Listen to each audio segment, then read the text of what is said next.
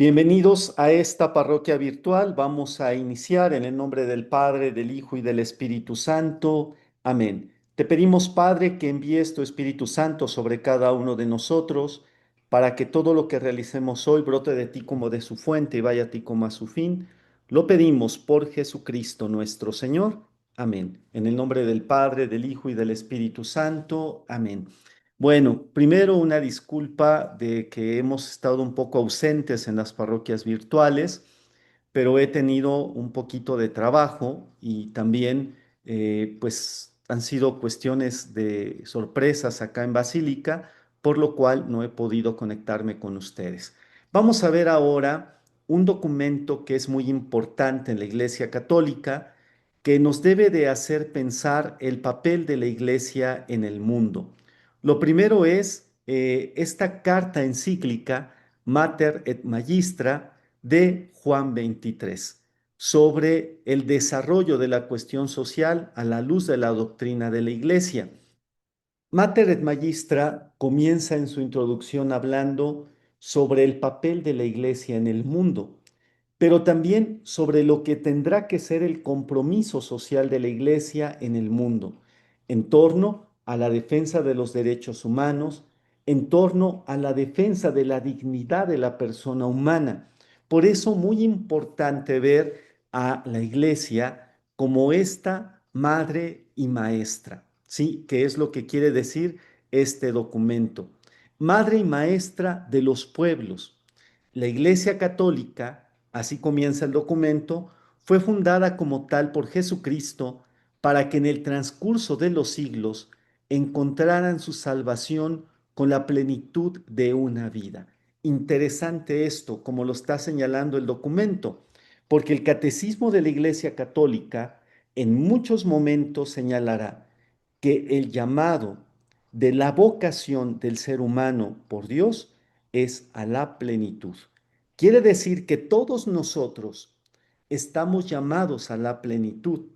En torno a esto, la santidad, por supuesto. Aquel que es santo es porque es pleno.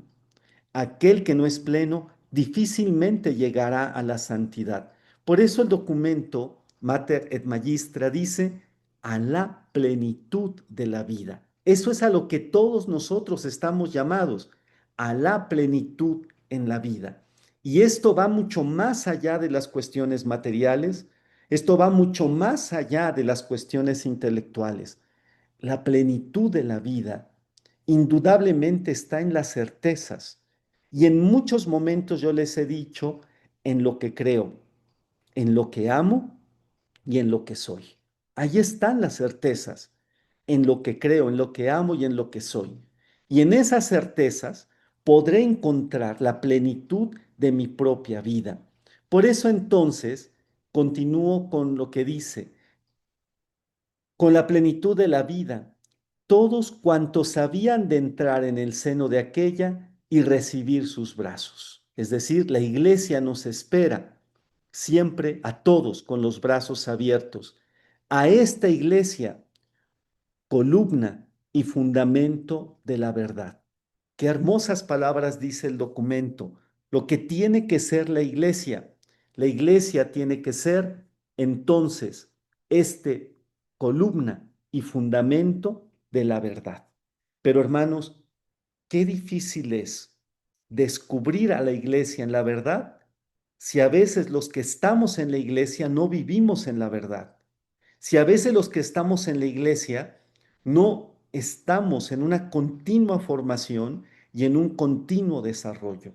Por eso es importantísimo y es imprescindible que nosotros indudablemente amemos a la iglesia y aprendamos de ella. Porque la iglesia tiene documentos que son visionarios y proféticos, pero a veces nadie los lee. Esto es difícil. La iglesia es visionaria y profética en sus documentos, pero en mucho no los estudiamos y nadie los ve. Por eso yo les quiero pedir que nos demos cuenta que si eres católico, tendrías que estar sujeto a una continua formación y a una continua actualización. Yo quiero preguntarme, ¿qué sienten ustedes los fieles cuando el sacerdote en la homilía, en lugar de hablar de la palabra de Dios que ilumina, a contextualizarla, actualizarla y podérnosla hacer llegar en un contexto de realidad, no lo hacen? Fíjense lo que les estoy diciendo. Yo, sacerdote, tengo que hacer teología en una homilía. Y el hacer teología en la homilía es estudiar la palabra de Dios, contextualizarla, actualizarla y aterrizarla en la realidad de cada uno de nosotros. Pero qué difícil es cuando a veces nosotros los curas o los catequistas empezamos a hablar de cómo me fue el día de hoy. Empiezo a hablar de cómo era mi papá. Empiezo a hablar de cómo era mi vida en el seminario. ¿Eso qué tiene que ver? Nosotros debemos saber que la iglesia es columna y fundamento de la verdad. Una verdad que desde la óptica de la iglesia se cimienta en las sagradas escrituras y en la tradición de la iglesia, en ese magisterio que custodia la revelación. Por eso, dice todavía el documento Mater et Magistra, confió su divino fundador una doble misión. Fíjense la misión de la iglesia, la de engendrar a los hijos para sí y la de educarlos y dirigirlos, velando con maternal solicitud por la vida de los individuos, de los pueblos, cuya superior dignidad miró siempre la iglesia con el máximo respeto. ¿Qué es entonces lo que la iglesia tiene que hacer? Tiene que cuidar de sus hijos, de la vida de cada uno de ellos y mirar, siempre mirar la dignidad que cada uno de ellos posee con el máximo respeto y también con la mayor vigilancia. Nosotros tenemos una dignidad extraordinaria por ser criaturas hechos a imagen y semejanza de Dios. Y esto la iglesia lo sabe desde siempre y lo vigila desde siempre. Así es que, por favor, los que estamos en esta parroquia virtual, defendamos nuestra dignidad, defendamos nuestra libertad y defendamos nuestro derecho a crecer y ser cada día mejor, más y mejor. De eso se trata. No son los años, es la actitud de siempre querer ser más y mejor. Y ser más y mejor para las personas que yo amo, para construir la iglesia, que es también mi casa y mi madre, para poder ser signo y testigo del amor de Dios en medio del mundo. Por eso, todos nosotros tenemos que defender a toda costa nuestra dignidad, esta dignidad que la iglesia respeta y vigila siempre. La doctrina de Cristo, en efecto, en la tierra con el cielo, siempre nos une. Fíjense, la doctrina de Cristo une la tierra y el cielo, ya que considera al hombre completo, alma y cuerpo, inteligencia y voluntad. Este es el plus de cualidades que tiene el ser humano, que nos hace especiales en este carácter digno. Fíjense lo que dice el documento. El hombre completo, alma, cuerpo, inteligencia y voluntad. Ese es el plus de cualidades que tenemos: inteligencia, voluntad, libertad y conciencia. Y esto eleva nuestras mentes desde las condiciones transitorias de esta vida hasta las eternas. Fíjense qué hermoso. Esto eleva este plus de cualidades, eleva nuestra mente desde las condiciones transitarias de esta vida hasta las alturas de la vida eterna, donde un día gozaremos de la felicidad y de la paz en la presencia de Dios.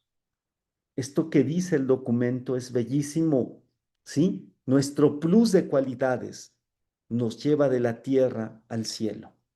donde un día estaremos gozando de ese Dios que brilla como un sol, donde no hay hambre, donde ya no habrá frío y donde ya no habrá enfermedad.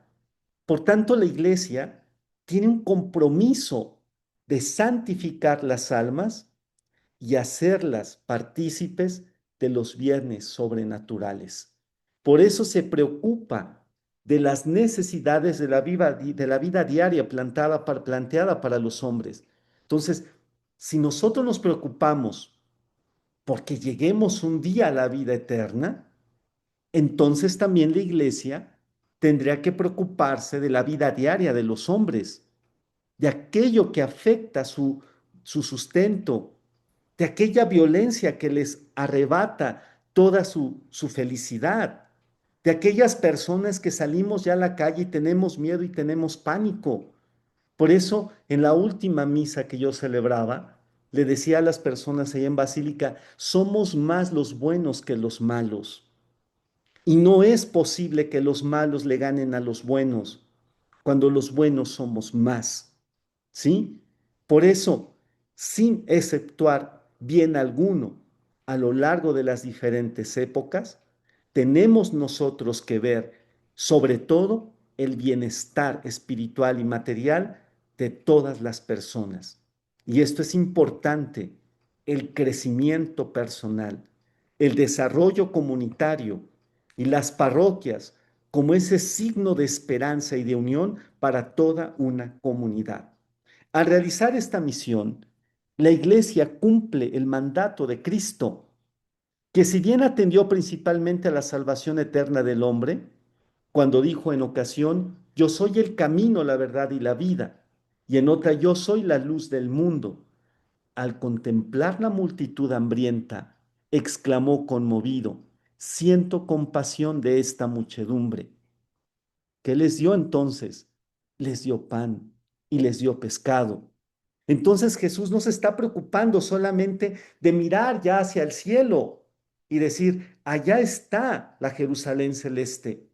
Yo soy el pan de vida, yo soy la luz del mundo, sí, pero aquí tenemos hambre, pero aquí tenemos necesidades. Y cuando Jesús ve a toda esa multitud, se enternece y dice, siento compasión de esta muchedumbre. Y entonces ahí nos hace ver que se preocupa también de las necesidades materiales de los hombres, de las personas. Por eso, en ese momento multiplicó el pan, multiplicó los peces y les dio de comer a todos y cada uno de ellos. Y con este alimento significa entonces también el alimento celestial. El alma que había de entregar a los hombres en la víspera de su pasión. El alimento celestial de las almas que habría de entregar a los hombres en la víspera de su pasión. Nada, pues, tiene de extraño que la Iglesia, siguiendo el ejemplo y cumpliendo el mandato de Cristo, haya mantenido constantemente en alto la antorcha de la caridad. Y esto es algo que ha significado a la Iglesia. Los 7 primeros años de vida de la Iglesia, cuando los apóstoles se quedaron al frente de ella y empezaron a construirla, el signo era la caridad.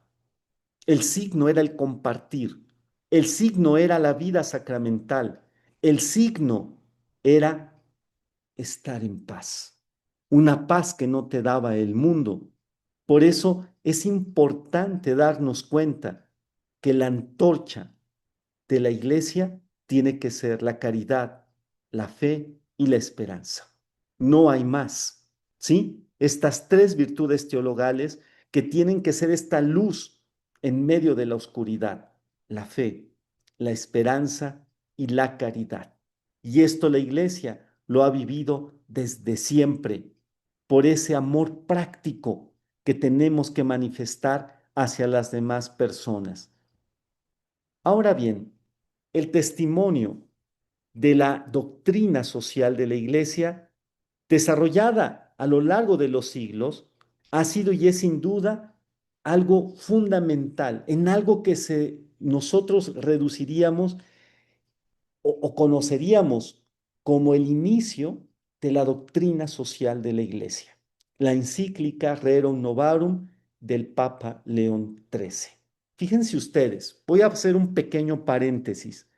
En 1870, bajo el pontificado de Pío IX, se van a perder los estados pontificios. El Papa era un monarca, el Papa era un gobernante y todos los estados pontificios que rodeaban al Vaticano debían de pagar impuestos al Papa.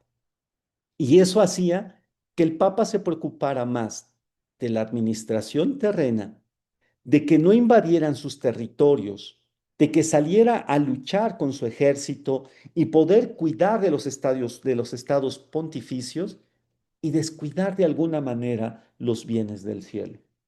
Cuando se pierden los estados pontificios, en 1870, le da una sacudida terrible a la iglesia y la iglesia deja de ver lo temporal para mirar lo celestial. Y en lo celestial, la responsabilidad que tiene de cuidar de cada uno de sus hijos, de su dignidad y de aquello que necesitan para su desarrollo personal. Por eso entonces, fíjense, se pierden los estados pontificios en 1870 y en 1891, el 15 de mayo de 1891, apenas estamos celebrando, hoy estamos a 29 de mayo, fue el 15 de mayo de 1891, cuando el Papa León XIII promulga la encíclica Rerum Novarum, que tiende a ver a los trabajadores, a los más necesitados, a los obreros, y comienza a hablar del trabajo digno, de la paga digna, del derecho al descanso, del derecho a la seguridad social, del derecho también a la unión obrera para diálogo con el patrón, es decir, el poder comenzar a hacer asociaciones laborales, ¿sí? De obreros, para poder defender derechos y dialogar con los patrones. El no trabajo para mujeres embarazadas, el no trabajo para niños, porque eran explotados en las minas. Y entonces esta encíclica pone el dedo en la llaga de la explotación laboral y la falta de una estabilidad para las personas y un sueldo adecuado que les ayude a poder tener una vida decente. ¿Verdad? La Rerum Novarum, yo les sugeriría, o no sé si en una parroquia virtual quieren que la estudiemos, porque yo la tengo ya toda desarrollada, la Rerum Novarum, que podamos estudiar este documento de León XIII y ahí entonces darnos cuenta de cómo el Papa León XIII tiene un gran compromiso social. Por eso, continúo con lo que dice el documento. Promulgada, eso era un paréntesis, ¿eh? Promulgada hace 70 años por nuestro predecesor y en su memoria de León XIII para definir los principios que habían de resolver el problema de la situación de los trabajadores en armonía con las normas de la doctrina cristiana, ¿sí? Ahora, yo quisiera detenerme un poquito, porque a muchas personas les ha llamado la atención el por qué el nuevo Papa ha elegido el nombre de León XIV. Y es que tenemos que tocar esto. Primero voy a hablar de León XIII y luego voy a hablar de San León Magno, que fue el primero que llevó el nombre de León. León XIII tuvo un pontificado de 25 años de duración. Debo señalar que cuando León XIII subió al pontificado, tenía una salud muy endeble. Era un hombre muy extremadamente delgado. Y muchos decían que subía al pontificado y que sería un pontificado de transición por su salud, ¿sí? Llegó hacia los 69 años de edad al pontificado. Y entonces él estuvo 25 años, quiere decir que el Espíritu Santo estuvo con él. porque mientras pensaban enfermizo, ¿sí? No creo que dure mucho, será un pontificado de transición, pues ¿cuál? Que se aventó 25 años como pontífice de toda la Iglesia Universal, entre los años 1878 y 1903. Él se distinguió como el restaurador del, de, en Eterni Patris del tomismo. Es decir, él volvió a retomar la doctrina de Santo Tomás de Aquino, importante también, porque es un sustento fundamental, ideológico, intelectual para nuestra iglesia. Santo Tomás de Aquino es básico en la doctrina de la iglesia. Por eso con esa encíclica, Eterni Patris, vuelve a recuperar el pensamiento de Santo Tomás de Aquino y fortalece con esto la doctrina de la Iglesia Católica. También se preocupó por la condición de vida de los obreros. En esta encíclica que señalé yo, Rerum Novarum, donde él va a poner mucha atención en los obreros, en las personas más pobres y en la necesidad de fortalecer la doctrina social de la Iglesia. Él morirá hacia los 93 años de edad. Fíjense, un hombre que decían no va a durar mucho tiempo, bueno, pues duró hasta los 93 años de edad. Y déjenme decirles, por algo este nuevo papa ha tomado el nombre de León XIV.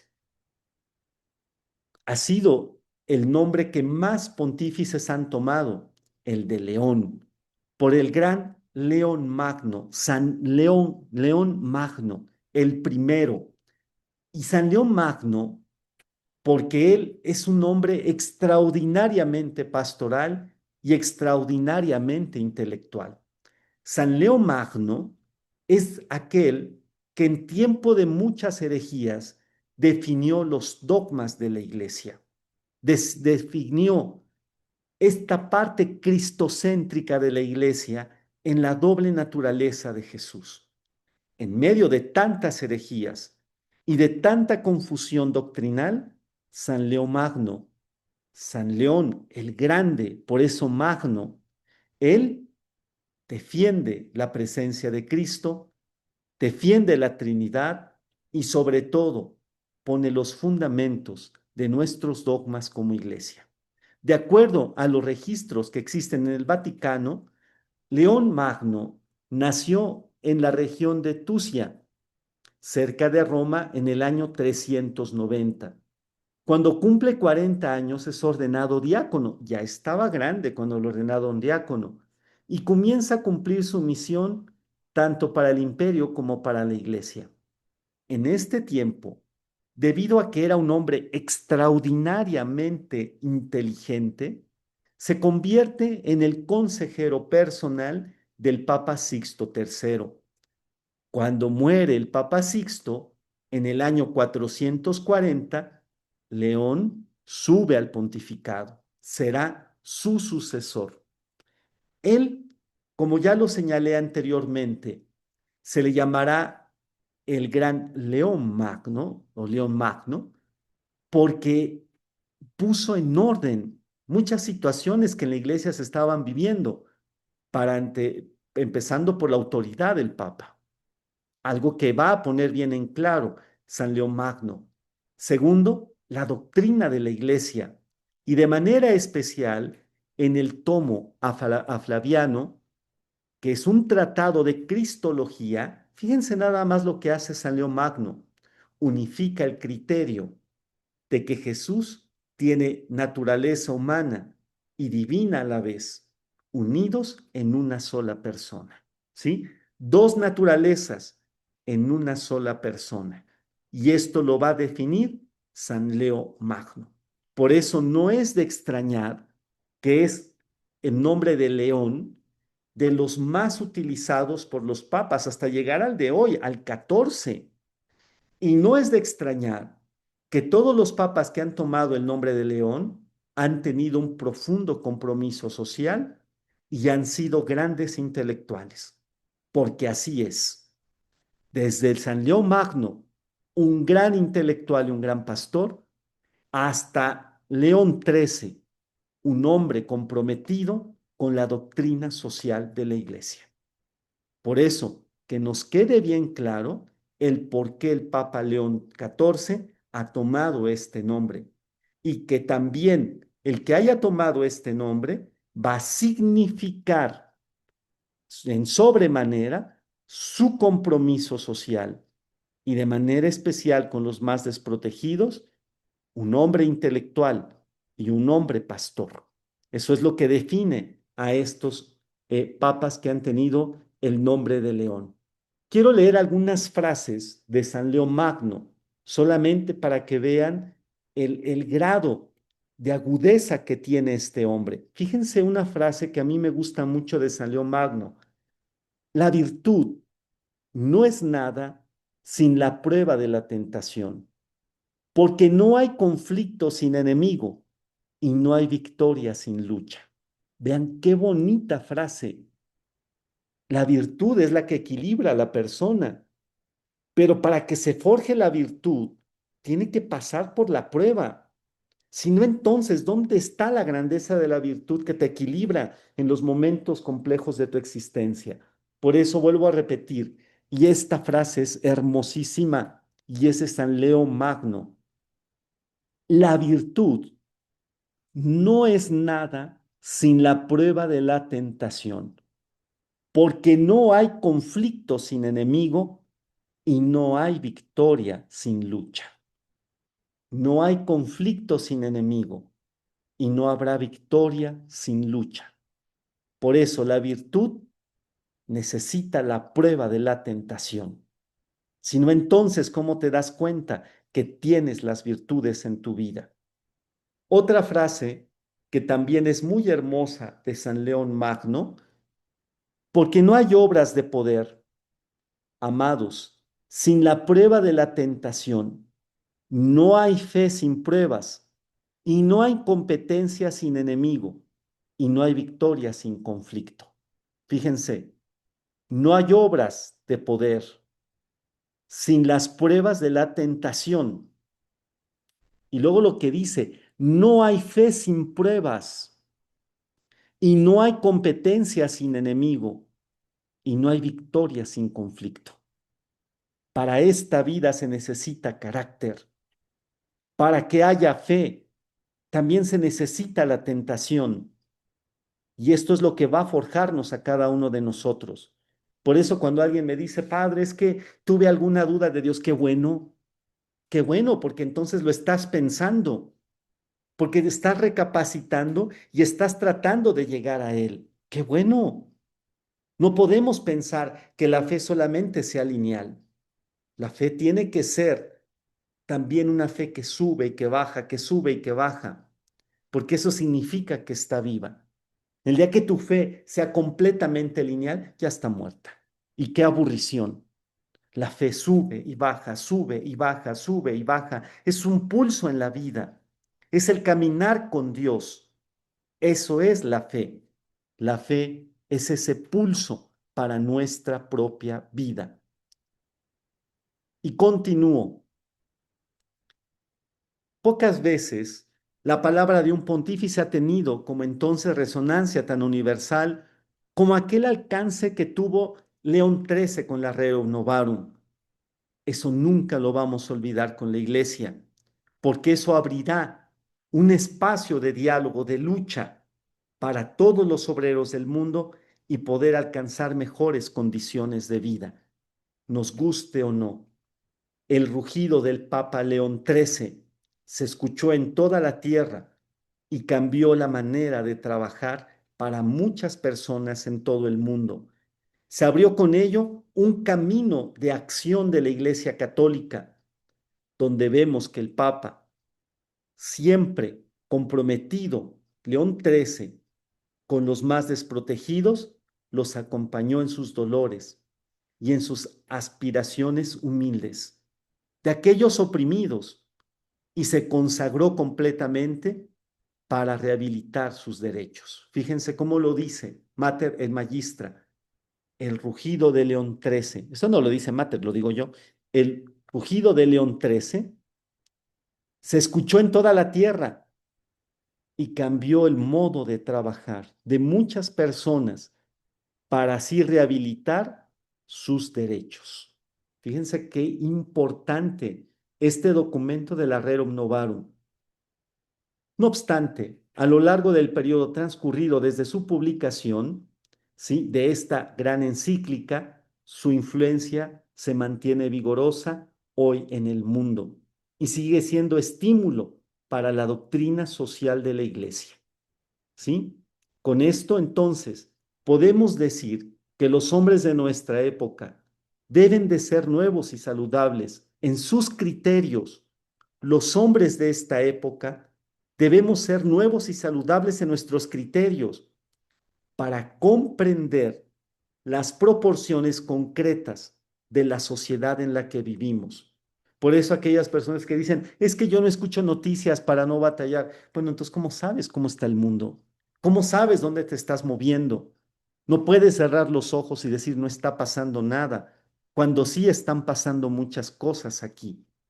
Esto lo tenemos que tener bien en las miras de nuestras responsabilidades como los ciudadanos que somos.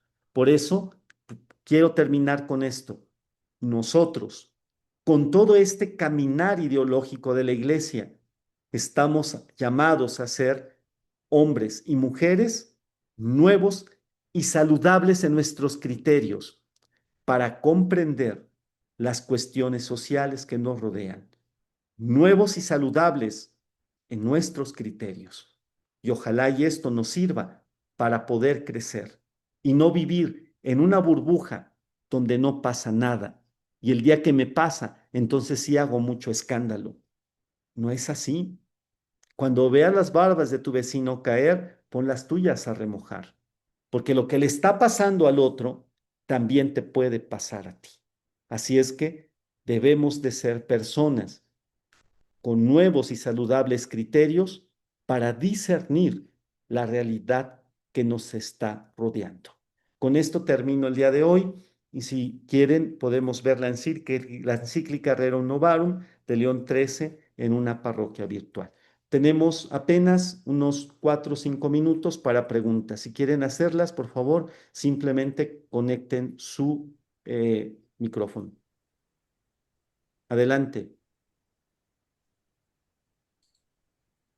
Gris Laguna, por favor. Buenas noches, padre. Buenas Qué noches. alegría volverlo a ver en la parroquia virtual. Muchas gracias. Entendemos que está muy ocupada y le agradecemos infinitamente que la retome. Le Ujú, agradezco mucho la explicación de hoy de la encíclica del León Magno, del León XIII y de ahora nuestro Papa León XIV porque tomó ese nombre. ujú. Y a mí sí me encantaría, si fuera posible, que estuviéramos con usted la encíclica que está mencionando para que conozcamos más a fondo y lo que usted nos dijo, nos actualicemos como católicos y sigamos creciendo día a día. Muchas gracias, Padre. Buenas noches. Claro, podemos ver la encíclica Rerum Novarum y cómo fue la aplicación de esta encíclica en México, porque de ahí vinieron los primeros sindicatos y vinieron también las primeras huelgas aquí en México en las mineras del norte. Entonces sí, pudiera ser que dentro de 8 días veamos la encíclica Rerum Novarum. Adelante, ¿alguien más? Nos quedan Yo, 4 minutos. sí. Hola, padre. Un gusto, Adelante. como siempre. Ujú, Eh, sí, también sí me gustaría la Renum Novarum. Y bueno, a propósito de la formación, si usted lo considera sectarismo, ¿no? Porque, por ejemplo, mis círculos, no necesariamente cercanos, pues te quieren decir y hablar mal del catolicismo, ¿no? Y a veces no sabemos o no tenemos argumentos para defendernos con algo tan básico como que nosotros adoramos las imágenes, ¿no? Entonces, digo, a veces podemos salir a flote, pero a veces no.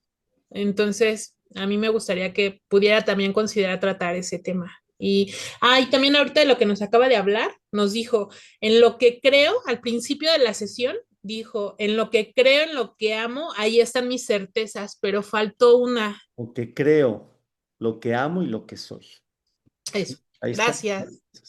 Sí, creo que, mira, yo en lo personal, lo que menos a veces podemos hacer es pelearnos, discutir de religión con gente cerrada y de política, ¿verdad? Son cosas que a mí me dan muchísima flojera. La iglesia no es una iglesia de discusión, la iglesia es una iglesia del testimonio y eso es algo que va mucho más allá del testimonio, de la discusión, porque más que estar defendiendo a la iglesia hay que vivirla. Y creo que eso es lo más importante, porque habitualmente la gente que nos ataca es gente muy cerrada, terca y que no escuche, que le podemos decir todos los argumentos que quieras y no lo van a entender. Entonces, sí lo podemos ver en una parroquia virtual, sectarismo y también un poquito de apologética, cómo poder defender a nuestra iglesia. Bueno, ¿alguna otra pregunta o algo que quieran comentar? Nos quedan unos minutos.